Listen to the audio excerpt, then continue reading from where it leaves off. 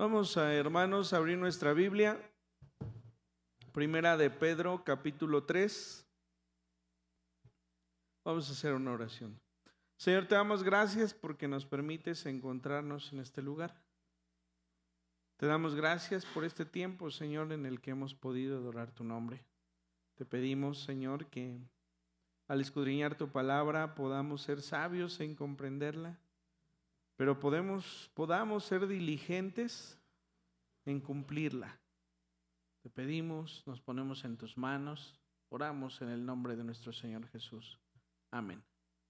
Bien, hermanos, es muy difícil en ocasiones diferenciar la escritura en nuestras mentes. Muchas veces nos aprendemos versículos y a lo mejor no nos sabemos las citas y a lo mejor creemos que no nos aprendemos los versículos, ¿no? Pero de repente empezamos a escuchar y como que repetimos el final, ¿no? La palabra de Dios va sembrándose en nuestro corazón y en nuestra mente.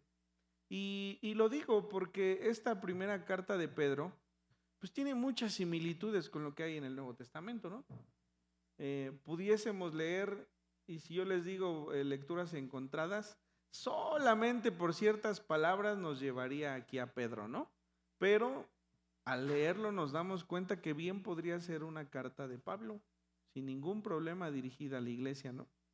Bueno, ustedes verán que hay similitudes en lo que el día de hoy vamos a leer. Dice el capítulo 3, asimismo vosotras mujeres, ¿dónde he leído eso? No, bueno, pues lo hemos leído en Efesios, lo hemos leído en Colosenses, que son cartas del apóstol Pablo, ¿no? Y fíjense cómo esto me recuerda cuando en el libro de los Hechos, y ahí todavía no estaba Pablo, dice que se encontraban reunidos unánimes, ¿no? En un mismo pensamiento. ¿Sabe cuál es la única manera que la iglesia esté en un mismo pensamiento? Que Dios sea quien dirige la iglesia. O sea, que el Espíritu Santo de Dios sea quien ponga el pensamiento en cada persona. Esa es la única manera en que nos vamos a poner de acuerdo. La única, no hay otra. Solamente, es que ¿qué crees? Que yo también estaba pensando eso. Pues es que Dios en su misericordia tiene que venir a la iglesia y enseñarnos, ¿no? A veces somos muy, ¿cómo les diré que no suene a ofensa? A veces nos rehusamos a que Dios y su voluntad vengan también hasta nuestros pensamientos, ¿no? Debemos procurar que el Señor sea quien nos dirija. Así que entonces Pedro escribe, asimismo vosotras mujeres estad sujetas a vuestros maridos. Y esto de asimismo quiere decir que hay un previo. Si ustedes recuerdan en el capítulo 2, bueno, pues estábamos hablando de someternos a las autoridades. Y autoridades buenas y malas, decía primera de Pedro capítulo 2, ¿no? En esa sujeción que debe haber. Y les decía desde aquel momento, bueno, vamos a sujetarnos en las cosas que son obvias, ¿no? Si mi patrón me dice, vente, vamos a asaltar un banco, pues no. O sea, hay cosas obvias, hay cosas que... Pero si es que si me dice que... Hay cosas obvias, tenemos sentido común, tenemos ese pensamiento que nos lleva a decidir qué es lo que está bien y qué es lo que está mal, ¿no? Si nos dice el jefe, pues es que si no vas de aquí, de rodillas, de aquí a la basílica, para que nos vaya bien a todos en diciembre, pues entonces ya no te contrato. Bueno, hay cosas obvias, ¿no? Lo repito. Pareciera algo extremo, pero llega a suceder, ¿sí? Bueno, entonces ya Pedro estableció que debe haber una sujeción. Bueno, ahora dice, asimismo, vosotras mujeres estad sujetas a vuestros maridos, porque también los que no creen a la palabra sean ganados sin palabra por la conducta de sus esposas. Partamos de una situación. Nuestro testimonio, hermanos, predica más que lo que recitamos. ¿Sí? No estoy diciendo una locura, porque una cosa es lo que diga que lo que predicamos a lo que dice la palabra. La palabra de Dios tiene el poder de que si una persona la lee o la escucha, o Dios la pone en su corazón, haga que esa persona vuelva los ojos a Dios. No estoy diciendo eso, estoy hablando de lo que nuestra boca dice. Cuando nosotros queremos evangelizar, ¿sí? Bueno, nuestro testimonio, hombres y mujeres, ayuda más a acercarse a un no creyente que lo que podamos decirle. Así que Pedro le está hablando a personas que están casadas en un yugo desigual. Leámoslo de esta forma. Vosotras mujeres que son creyentes, se lo anexo, estad sujetas a vuestros maridos para que también los que no creen, no los vecinos, los maridos que no creen, sean ganados sin palabra por la conducta de sus esposas.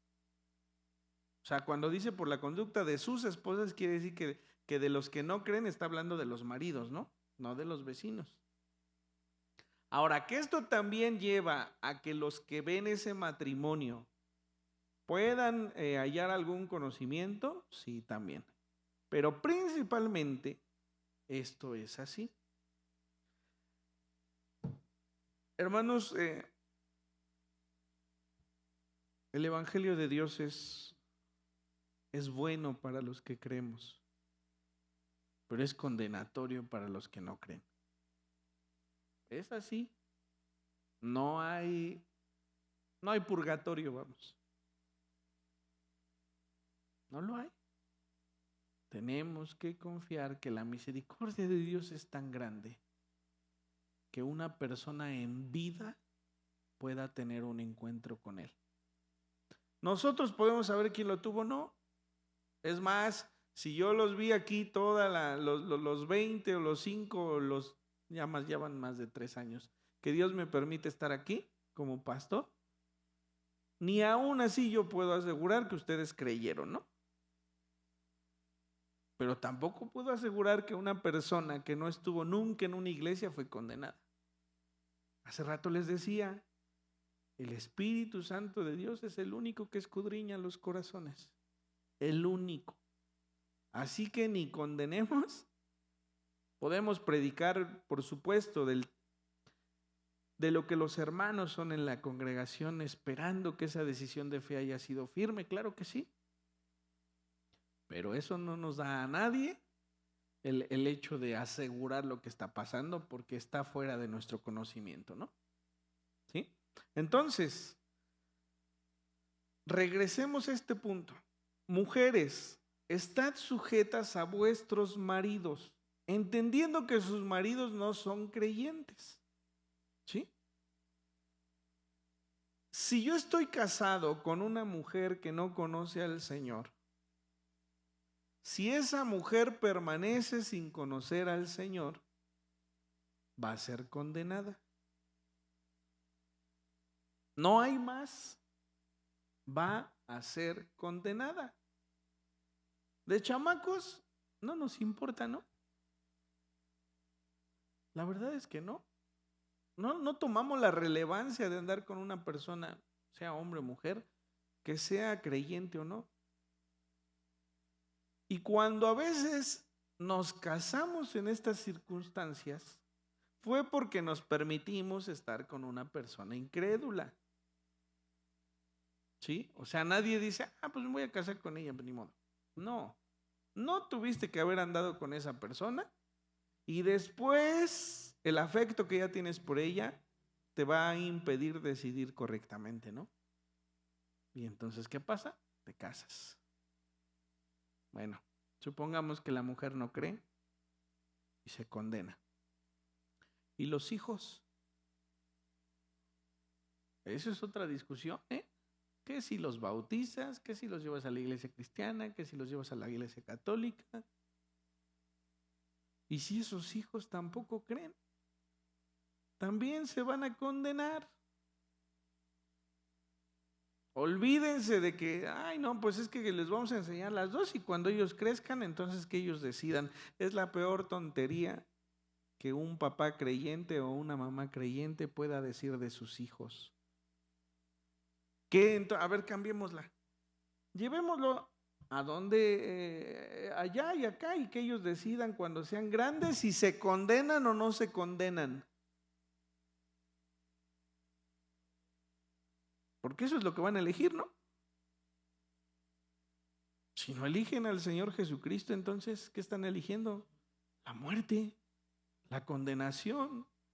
Y entonces lo que empezó por no haber sido sabios en elegir con quién andar, se convierte en algo que puede ser riesgoso para las personas que más amas.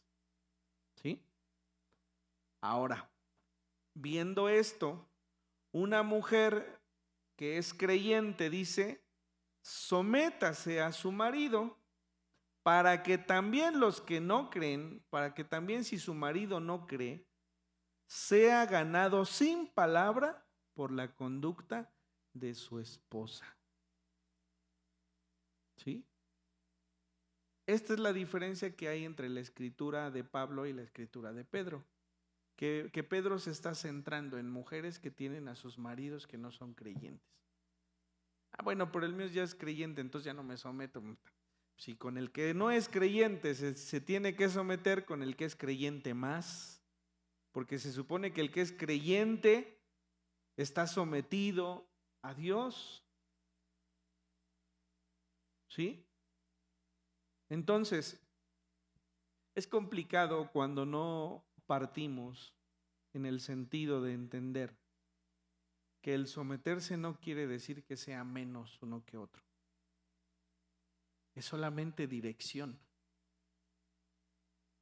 Es solamente dirección porque el hombre tiene la obligación de llevar a su mujer y a sus hijos a los pies del Señor. No nos confundamos, no somos más y no somos menos. No es eso a lo que la Biblia se refiere en ninguna de sus partes. Claro que si tomamos algo así, yo se los doy, imagínense que de ahí en la entrada les hubiera regalado ese versículo en un cuadrito y le diga, cuando llegue a su casa lo lee, ¿no? No, no se trata nada más de eso, es de la conveniencia para la familia. Y la conveniencia para la familia es que hay una cabeza. ¿Y por qué tiene que ser el varón? Pues porque a él se le va a demandar, ¿no? La mujer cuando se somete al hombre, lo único que está haciendo es que el hombre tenga toda la obligación de guiarla a los pies del Señor. Es muy difícil cuando hay dos cabezas. Es muy complicado. Cuando uno quiere ir para la izquierda y el otro para la derecha, eso no funciona. No funciona. Por el carácter del hombre y el carácter de la mujer, cuando las cosas no tienen ese orden, regularmente no funcionan. La manera de ser de las mujeres es mucho más emocional que la del hombre. Las decisiones en ocasiones que toman tienen mucho que ver con sus sentimientos. El hombre es más frío para decidir por decirlo de esa manera, o es más práctico. No estoy diciendo nada que no sea así. Ustedes piensen en sí mismos, ¿cómo son ustedes? Cuando hay una familia en donde el hombre no tiene esa autoridad, pero también ese temor en Dios regularmente los hijos crecen, pues ahora sí que como para todos lados, ¿no? Como mis cabellos cuando era chamaco, no se me acomodaban para ningún lado. Es así. A lo mejor ustedes no tienen contacto con adolescentes. Yo tengo contacto con adolescentes teniendo grupos de 50 chamacos cada clase, ¿no? Y yo les aseguro, porque ya es más, ya ni llamo papás, ¿eh? ¿Por qué no? Se empiezan a notar estas cosas en ellos. No estoy diciendo nada nuevo.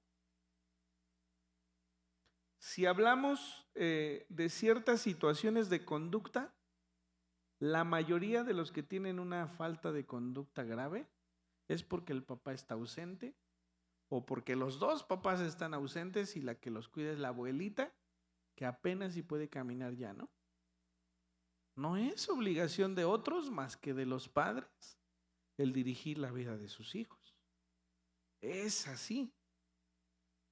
No hay más.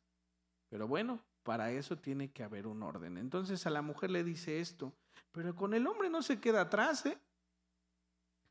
Versículo 2, considerando vuestra conducta casta y respetuosa. Esto referente a la mujer, ¿no? Vuestro atavío no sea el externo de peinados ostentosos. Esto también lo leímos con el apóstol Pablo en Colosenses, ¿no? Cuando habla de la mujer y le dice que la mujer tiene que ser ejemplo de las más jovencitas y habla de este atavío, ¿no? De esta manera de vestirse. Sino el interno, el del corazón, en el incorruptible ornato de un espíritu afable y pasible, que es de grande estima delante de Dios. Delante de Dios. O sea, si dimensionamos lo que leemos, delante de quien debemos estar bien, es delante de Dios. O sea, el que la mujer se someta al hombre busca que delante de Dios sea agradable a él. No es por agradarle a los vecinos o al pastor que le está diciendo, es por agradarle a Dios. Y tampoco sería malo decir por agradarle a mi esposo. Insisto, ahorita hablo de los varones, ¿no? Pero en esta parte, la mujer tiene mucho que ver en la estabilidad emocional de la casa, del hogar. Yo puedo decirles que no sé si no me importaba, yo creo que sí, pero pocas veces o ninguna yo me enteré de lo que pasaba con mis papás. Por la prudencia de mi papá, no, por la prudencia de mi mamá. Les decía muchas veces cuando el hermano Melesio le decía a mi papá, pues queriendo como picudearlo, ¿no? Oiga, hermano, ¿y cómo le pide a su mujer que le planche una camisa? Sí, ¿se acuerdan del hermano Melesio? Y mi papá le respondió, no sé. ¿Cómo no vas a ver? Yo nunca le he tenido que pedir que me planche una camisa.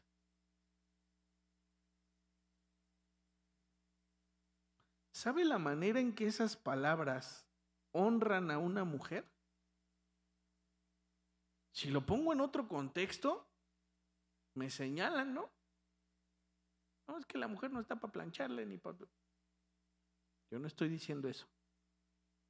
Yo lo que estoy diciendo es que una persona que conoce su lugar, y no referencia a lo inferior o a lo... No, que conoce en dónde está parada, que sabe de su valía,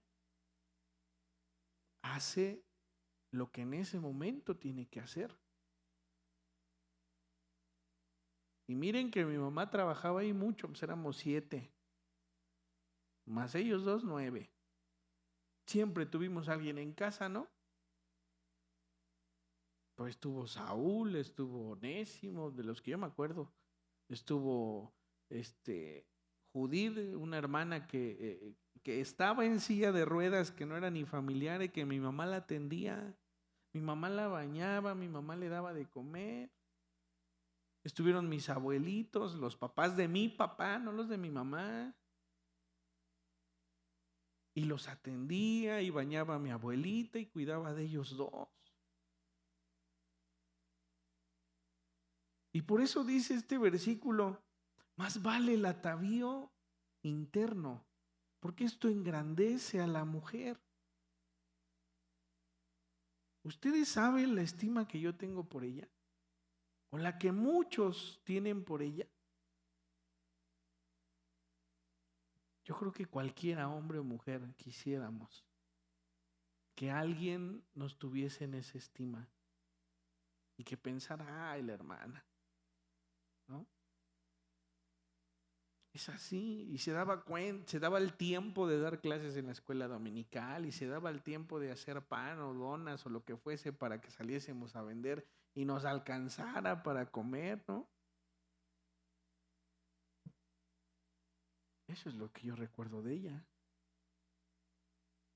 Mi mamá cursó solamente la primaria, ni siquiera sé si la acabó. En qué año llegaste, mami? ¿Sí la terminaste? Ella se ponía a hacer tarea con nosotros.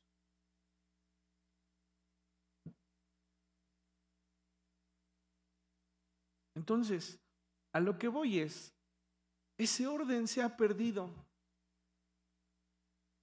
Lo que la Biblia nos enseña es que la mujer debería estar en su hogar. No porque es su lugar, es porque es donde más bendición es para sus hijos y su esposo. Hoy los hijos crecen sin que una mujer o una persona esté atenta a ellos. Muchas de ustedes han tenido la necesidad de tener que salir a trabajar.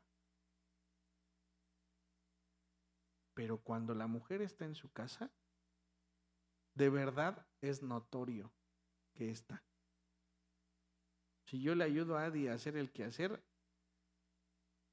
al rato me dice, es que este trapo no era para eso, es que este traste tiene que ir acá, y es que esta escoba nada más es para el baño, esta es para el patio, y bueno, pues me revuelve. Pero en ustedes como mujeres, hay cosas que los hombres, miren, ni vemos. Y que por más que nos las expliquen 30 veces, las vamos a seguir sin ver. No porque no nos interese, se los prometo. Es simplemente porque no tenemos ese tipo de pensamiento. Ahora, pasemos, ya me voy a brincar el 6 porque de ahí habla de que Sara le decía a Abraham, Señor, ya no les voy a pedir eso, ¿verdad? Adi se ríe porque mi teléfono cuando lo pongo a cargar dice, ya estoy cargando la batería, Señor. Le digo, así me habías de hablar, vas a ver. Nomás se ríe. Pero bueno, pero dice el versículo 7, vosotros maridos, igualmente, vivid con ellas sabiamente, dando honor a la mujer como a vaso frágil y como a coherederas. Eso es lo que está diciendo, es que están en el mismo lugar. Tú eres hijo de Dios y eres heredero, ella es hija de Dios y es coheredera. La Biblia les está dando el mismo lugar que al hombre, porque no se trata de una condición que disminuya una de la otra. Y dice, como herederas de la gracia de la vida, para que vuestras oraciones no tengan estorbo. Y esta oración que no tenga estorbo se refiere a lo mismo. Habla de un hombre que tiene una mujer que es incrédula, que debe cuidarla y debe guiarla sabiamente y debe tratarla como vaso frágil, dándole honor, para que la oración que tiene este hombre por su mujer que es incrédula no sea estorbada y pueda conocer del Señor. Se está hablando tanto a hombre como mujer que están casados en yugo desigual. El hombre tiene que cuidar de ella y tiene que hacerlo sabiamente y tiene que honrarla para que las oraciones que él pueda tener sobre ella de que conozca a su Salvador no sean estorbadas. Nuestras acciones estorban para que la otra persona ponga su mirada en el Señor. ¿Sabe qué podríamos hacer? Podríamos decir, a partir de hoy, ninguna de las cosas que yo haga van a ser estorbo para que otra persona crea. El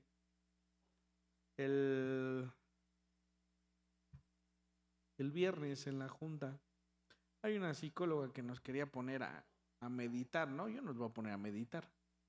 Por una de las cosas que me gustó, no de su meditación, sino de lo que explicó, es, ya saben, ¿no? Cierren sus ojos, sientan sus pies, estírenlos, sienten cómo se estira, bla, bla, bla, ¿no?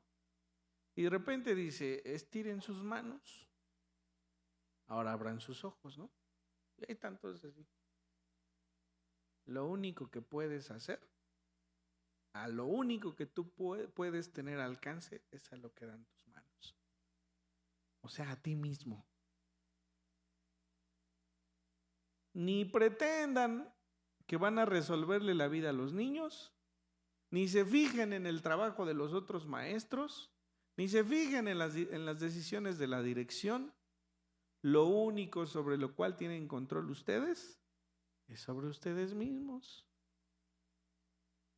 Si en un matrimonio yo siempre estoy esperando que el otro haga para que entonces yo haga, estamos muy equivocados y a lo mejor no estuvimos a tiempo de decidir casarnos o no, ¿eh? En el matrimonio tenemos que entender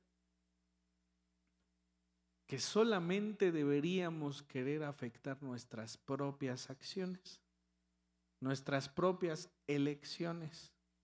Porque si estamos esperando siempre que nuestras acciones lleven al otro a hacer o no hacer, nos vamos a frustrar y vamos a empezar a tener muchos problemas. No es así como funciona. La Biblia nos dice lo contrario. Si aquel no te trata con amor, tú sí trátalo con amor, ¿no? Hablando del prójimo. Si aquel habla mal de ti, tú no hables mal de él. Bendícelo. Porque el amor y el egoísmo se contraponen.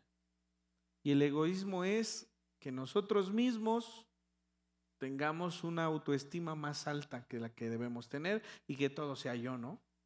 Hasta que tú hagas, entonces yo hago. Si tú no das un paso, yo no lo doy. No es así. ¿Cómo son los votos de casados, no? La verdad, yo nada más me acuerdo de Daniel que le dijo a Paola que iba a tener siempre un buen chiste cuando estuvieran tristes. Me gustó. Si llego a los 25 años, le diré lo mismo a mi esposa. Obviamente hubo más, ¿no? Pero a lo que voy es, los votos siempre son, yo voy a estar para ti y yo voy a saber escucharte y el día que tú te sientas mal yo voy a estar, ¿sí? Y el día que tú te enfermes yo te voy a cuidar. Esos son los votos que hacemos, ¿no? Entonces, con los ojos vendados no vamos, ¿verdad? Se supone que nos estamos casando y estamos teniendo en nuestra mente el entender que vamos a entregar nuestra vida por esa persona. Entonces, le dice al hombre, vivid con ella sabiamente. A veces la sabiduría viene en el silencio, ¿no? A veces la sabiduría viene en el ceder. A veces viene en el no ceder. Y en ambos, ¿no? Dando honor a la mujer como a vaso más frágil, entendiendo que no somos iguales. Es así. Y no se trata de, ay, no, pues es que tú no puedes hacer nada, pero a ver, quítate. No. Es que tú veas que si tiene una necesidad la atiendas. ¿Sí? Que tú veas en las cosas más mínimas, que se está cayendo el agua y se puede caer el agua 2 meses, ¿no? Llevo 2 meses, siente que se está cayendo el agua ahorita. Mi papá decía, ahorita es ahorita. Ve y resuélvelo. Que no tengas que ver a tu esposa subida en una mesa porque tú no pudiste ponerle un clavito que necesitaba para colgar algo. O sea, lo más simple. Pero es buscar que en todas sus necesidades, ya empecé a ver los codazos, que en todas sus necesidades sean atendidas. ¿Sí?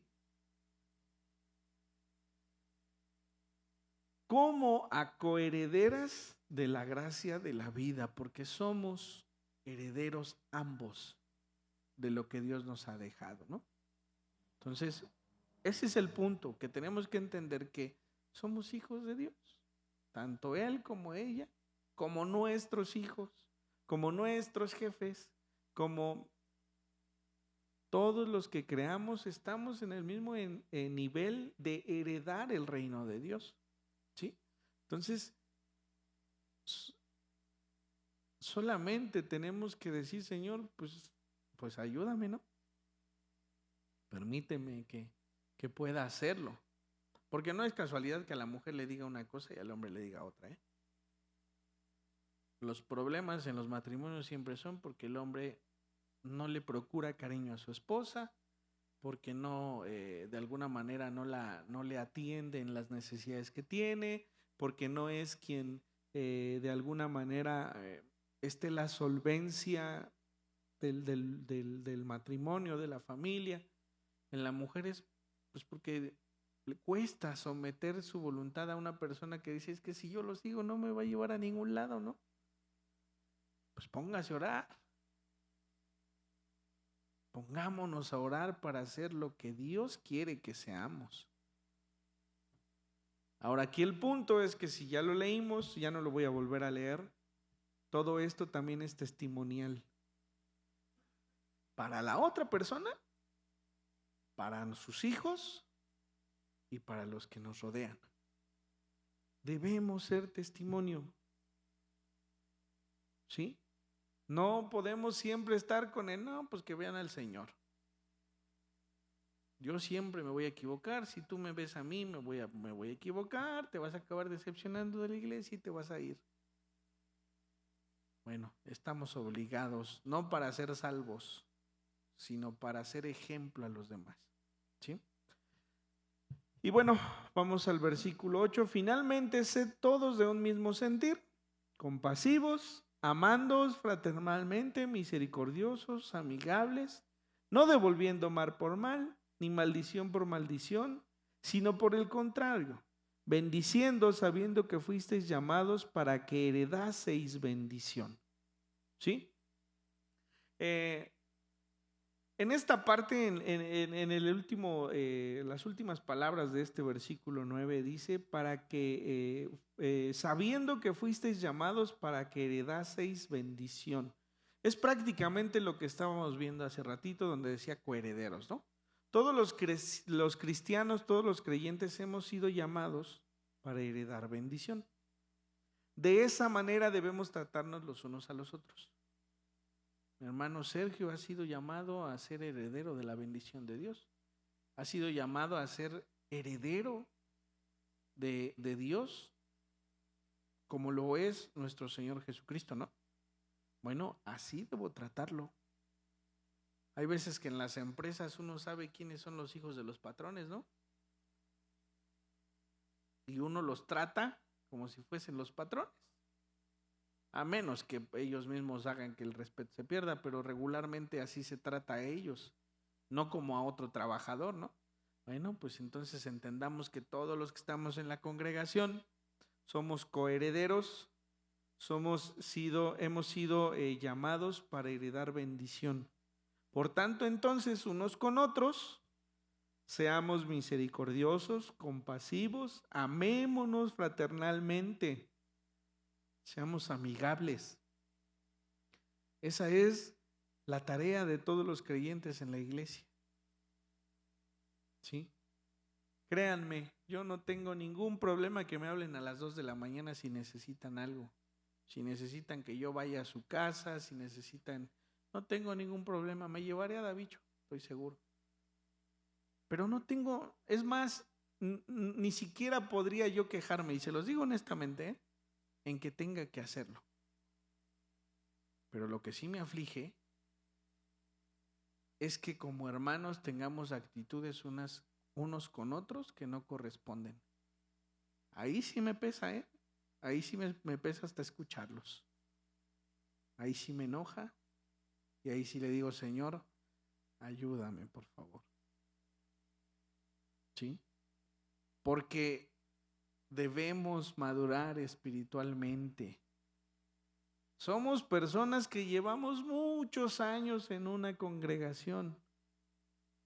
No es nuevo lo que vivimos en las congregaciones. Actuemos con mansedumbre y con misericordia. ¿Sí? Y entonces la referencia era, si a las 3 de la mañana me levanto para ir y acompañarles al hospital o lo que necesiten, no tengo ningún problema en desvelarme.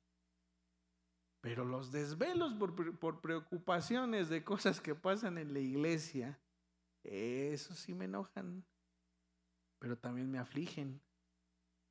Y eso sí son pesados de llevar. Entonces, si alguna vez me van a preguntar, pastor, ¿qué podemos hacer para el templo? No más, ahora sí, como decía Facundo Cabral, no, con que no me den lata ustedes con los hermanos. Eso es suficiente, porque a eso venimos, les decía yo hace 8 días, venimos a adorar y a alabar a Dios. A eso venimos. Y nuestra bendición debe ser amados por otros y amar a otros y ser una familia más extensa y entender que somos coherederos y entender que todos los que hemos creído estamos en el mismo nivel delante de Dios. Eso es lo que tenemos que hacer. Eso es nuestra obligación en el templo. Sed todos de un mismo sentir. Les decía, la única manera es que Dios ponga en nuestro corazón el mismo pensamiento. Seamos todos compasivos, ¿sí? Amémonos fraternalmente, tengamos misericordia por los demás, seamos amigables, no devolviendo mal por mal, ni maldición por maldición, sino por el contrario, bendigámonos los unos a los otros, ¿sí? Dice el versículo 10, porque el que quiere amar la vida y ver días buenos, refrene su lengua de mal y sus labios no hablen engaño. Apártese del mal y haga el bien, busque la paz y sígala, porque los ojos del Señor están sobre los justos y sus oídos atentos a sus oraciones por el rostro del Señor, pero el rostro del Señor está contra aquellos que hacen el mal. ¿Qué quiere decir entonces? Que cuando nosotros hagamos bien para con los hermanos, la mirada del Señor está sobre nosotros para bendecirnos. ¿Sí? Entonces, nunca les hemos enseñado, por ejemplo, que si usted está alejado del Señor y viene a la iglesia, entonces automáticamente a partir de ese día Dios le empieza a bendecir, ¿no? Por supuesto que estamos más cercanos a la bendición del Señor, eso es un hecho. Bueno, nuestras acciones de obediencia siempre llevarán a que alcancemos bendición delante de Dios. ¿Sí? Versículo 13. ¿Y quién es aquel que os podrá hacer daño si vosotros seguís el bien? Mas también si alguna cosa padecéis por causa de la justicia, bienaventurados sois. Por tanto, no os amedrentéis por temor de ellos, ni os conturbéis. Les decía hace unas semanas, esta carta está escrita para algunos de los creyentes judíos que de alguna manera han sido perseguidos por venir al cristianismo, ¿no? Entonces, les dice, si alguno de ustedes están siendo turbados, están padeciendo, bueno, siéntanse bienaventurados, ¿sí? Bienaventurados, dice la Escritura, sí, por mi causa, ¿no? Si nuestra causa, Jesucristo, nos lleva a ser maltratados, quiere decir que entonces somos de Cristo, ¿no? Nadie va a lastimar o nadie va a ofender al que está de su mismo lado, ¿no? No, pues es que a mí ni siquiera me atacan, pues por algo será, has de estar de ese mismo lado, ¿no? Pues solo te van a atacar si eres contrario. Pues es así, ¿no? Seamos bienaventurados si esto pasa. Sino santificad a Dios el Señor en vuestros corazones. Es decir, santificar es apartar, apartemos al Señor en nuestro corazón, ¿sí? En vuestros corazones y estad siempre preparados para presentar defensa con mansedumbre y reverencia ante todo el que os demande razón de la esperanza que hay en vosotros. Fíjense bien que aquí el versículo nos está enseñando algo. No es a estar atentos para que si tú me dices ahorita donde me digas lo que te voy a decir, no. Es estar preparados en el conocimiento. Se los he venido diciendo desde hace algunos meses. Necesitamos estar preparados en el conocimiento porque la gente nos puede tambalear en nuestra fe si no es así. necesitamos leer, necesitamos orar, necesitamos escudriñar, necesitamos escuchar, porque nuestra fe se defiende porque es una fe sólida. No es nada más de decir, pues yo creí en el Señor y pues ya. No. Dice, estad siempre preparados para presentar defensa, para poder argumentar, ¿sí? Con mansedumbre, es decir, no peleando, y reverencia ante todo el que os demande razón de la esperanza que hay en vosotros. Si alguien nos pregunta, debemos saber responder. Entonces preparémonos para poder hacerlo y hacerlo en mansedumbre, no por discutir. Cuando sea así, mejor no hablemos, no tiene caso, ¿no? Teniendo buena conciencia para que en lo que murmuran de vosotros como de malhechores, ya les decía por qué lo de malhechores, sean avergonzados los que calumnian vuestra buena conducta en Cristo. Porque mejor es que padezcáis haciendo el bien, si la voluntad de Dios así lo quiere, que haciendo el mal.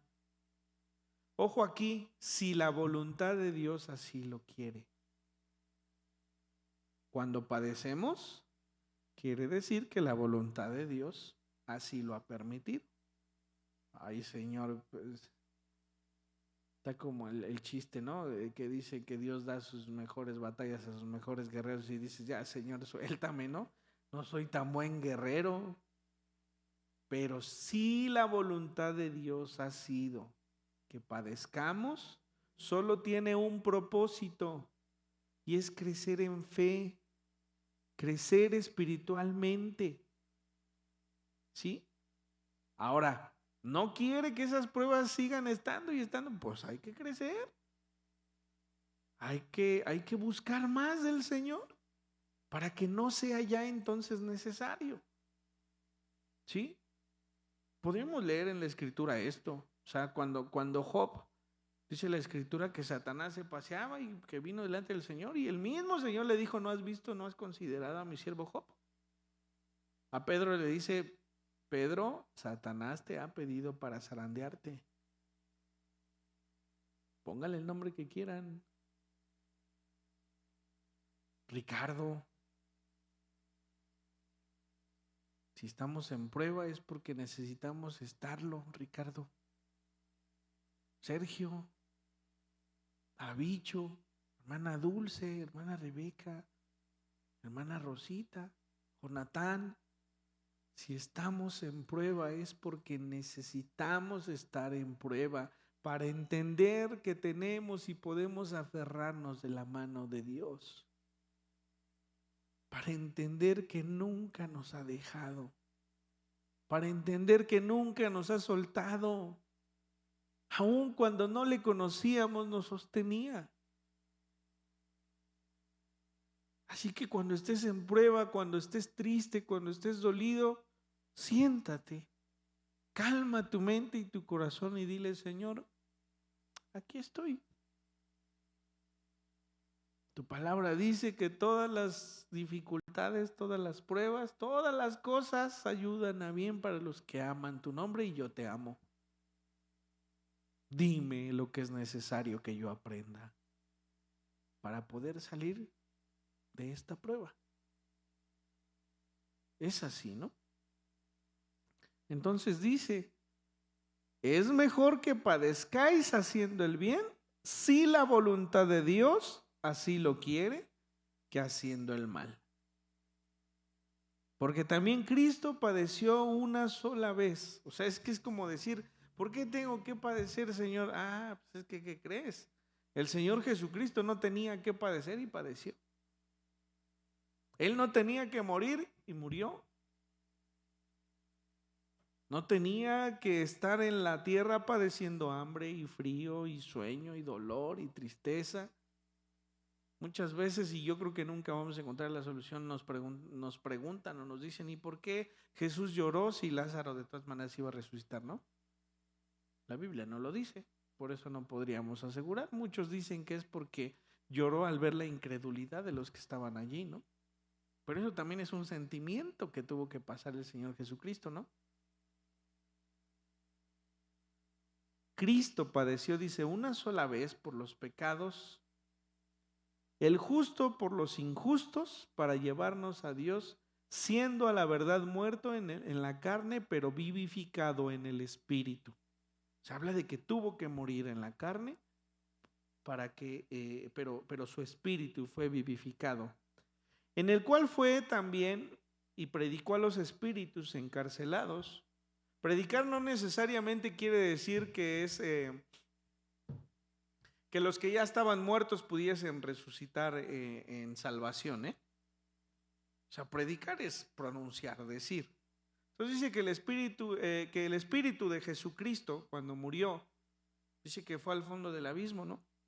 Y dice que allí le predicó a los espíritus que estaban encarcelados, insisto, no para que se salvasen, solamente les hizo ver la condenación que había. Los que en otro tiempo desobedecieron, cuando una vez esperaba la paciencia de Dios en los días de Noé, mientras se preparaba el arca en la cual pocas personas, es decir, 8, fueron salvadas por agua. Es decir, que en el fondo del abismo están los espíritus de todos aquellos que no creyeron. Solamente esos 8 que estuvieron en el arca fueron salvos en ese momento. Y digo en ese momento porque, bueno, conocemos la historia y entendemos que Cam vio la desnudez de su padre y entonces fue separado, ¿no? Siempre ha habido ese camino de elección. Dice, el bautismo que corresponde a esto ahora nos salva, no quitando las inmundicias de la carne, sino como la aspiración de una buena conciencia hacia Dios por la resurrección de Jesucristo, quien habiendo subido al cielo está a la diestra de Dios, y a él están sujetos ángeles, autoridades y potestades. Hay una lista de condenados, como hay una lista de salvos.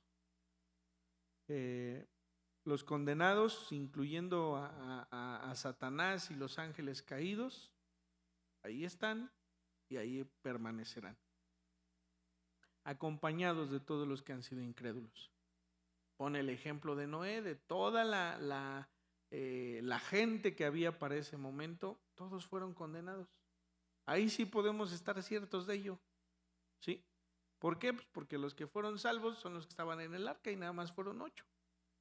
Pues ahí sí tenemos la certeza de que fueron unos condenados, la mayoría, y solamente 8 salvos, ¿no? Y dice que nosotros, así como esos 8 creyeron y se subieron al arca, nosotros hemos creído y nos hemos subido al Señor Jesucristo. Solo en el arca se salvaron, solo en Jesucristo hay salvación. ¿Sí? Es un símil, digámoslo así, de la salvación que hay. Así que bueno, hermanos, demos gracias a Dios porque ha sido bueno en nuestra vida y porque nos ha mostrado, nos ha dado la sabiduría de entender que creyendo en el Señor Jesucristo podemos ser salvos. Respecto de todo lo demás, es nuestra obligación como creyentes obedecer al mandato de nuestro Dios a través de estas cartas, pero sobre todo, hermanos, siempre va a haber bendición. En la obediencia siempre hay bendición. Así que seamos buenos trabajadores, seamos buenas esposas, seamos buenos esposos, seamos buenos hijos, seamos buenos creyentes. Nuestras acciones reflejen que tenemos a nuestro Señor Jesucristo en el corazón. Eso es muy valioso, no porque nos vaya a dar salvación, sino porque quizá alguno nos alcance a ver y eso sea mayor testimonial para que alcance vida eterna y no sea condenado. Vamos a orar. Señor, te damos gracias por tus bendiciones, porque nos has permitido estar aquí. Te pedimos, Señor, te rogamos que tú, Señor, nos lleves a entender lo necesario que es que podamos testificar con nuestra vida de lo que tú eres. Te doy muchas gracias por la vida de todos nuestros hermanos, porque, Señor, hasta aquí tú nos has traído. Sí, hay veces que incluso quisiésemos solo estar en casa y no salir de allí, pero, Señor, somos tus hijos, somos coherederos con nuestro Señor Jesucristo. Y de esa misma manera, Señor, hemos sido levantados. Permite que nuestro espíritu, Señor, en el final de los días, pueda ascender, Señor, al llamado de nuestro Señor Jesucristo, sabiendo que esa voz de autoridad ha de traer resurrección a nuestros cuerpos, como fue con nuestro Señor Jesucristo, la primicia de la resurrección. Te damos gracias y bendecimos tu nombre, Señor. Oramos en el nombre de nuestro Señor Jesucristo. Amén.